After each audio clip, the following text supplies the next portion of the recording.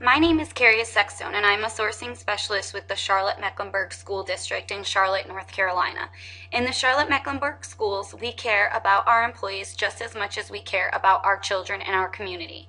We are family, and we believe that if we can reach every child every day, we will have a better tomorrow. So what we are going to learn about today is the do's and don'ts on how to format a resume. This way, you will feel confident when applying for jobs within CMS. Now what I want you to think about is what job you are applying for and why you would be a good fit. A lot of people apply to opportunities that they are not qualified for. Make sure that you meet the minimum requirements on the job description. Next, what you are going to do is put your name, address, phone number, and email on the top of your resume. Make sure everything is current and correct. Also make sure your email address is professional. Next is going to be our professional summary. This is where you will state why you think you are qualified for the particular position you are applying for. Make sure this part is short and sweet. Either do a 3 to 5 sentence paragraph or do bullets stating why you would be a great fit for the role. This is where you sell yourself on your appropriate skills. Now we will move on to our professional experience. Start with your most recent job and go back to your first job that you would like to include on your resume. Put the place worked, the title you held, month, and year you started and ended. Make sure that for each bullet you are starting with a capital letter and ending with or without a period, and stay consistent. Make sure that each bullet has a lot of detail and it describes what you have done in that particular role. Here's an example of what your resume may look like with your name, address, phone number, email address, professional summary, and professional experience. If you notice, John put his most recent job and went backwards from there, stating his experience. He also bolded the most important things on his resume, such as his name, professional summary, professional experience, date, the company he worked for, the position he held, and where the company was located. If you notice, John's resume is nice and neat. His bullets are lined up. He decided to go with no periods at the end of the statements under each job, in which he stayed consistent with.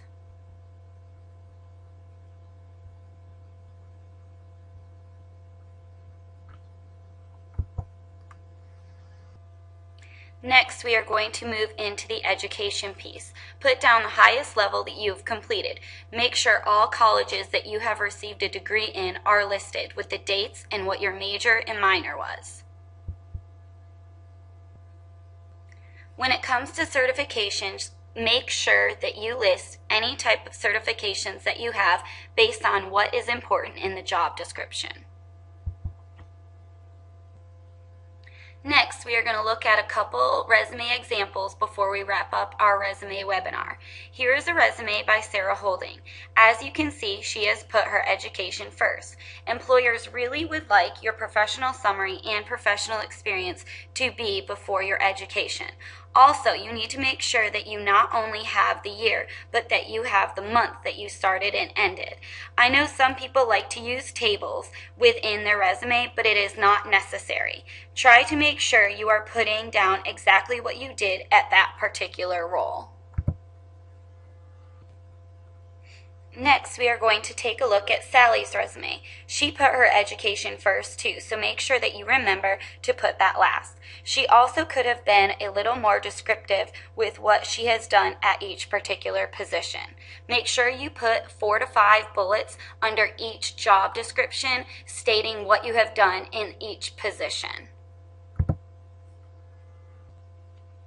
Last, we are going to look at John Doe's resume so that you can compare his resume to the other two that we just looked at. If you look, you can tell that his bullets are consistent. He stays consistent with not putting periods on the end of each statement, stating what he did at that particular role. And you can also tell that he put the education and his certifications last. His resume could also have gone to the third page, but instead he decided to cut it and just leave it as Rowan Salisbury as the last place that he worked. So he just put previous experience upon request so that his resume was not too lengthy. Now we're going to go over some resume tips. Your resume can end up becoming very long if you have been in the workforce for a while. My suggestion is make sure that your resume is no longer than 3 full pages. If it becomes longer than 3, shorten the resume up, and right before your education section, you will say previous experience upon request.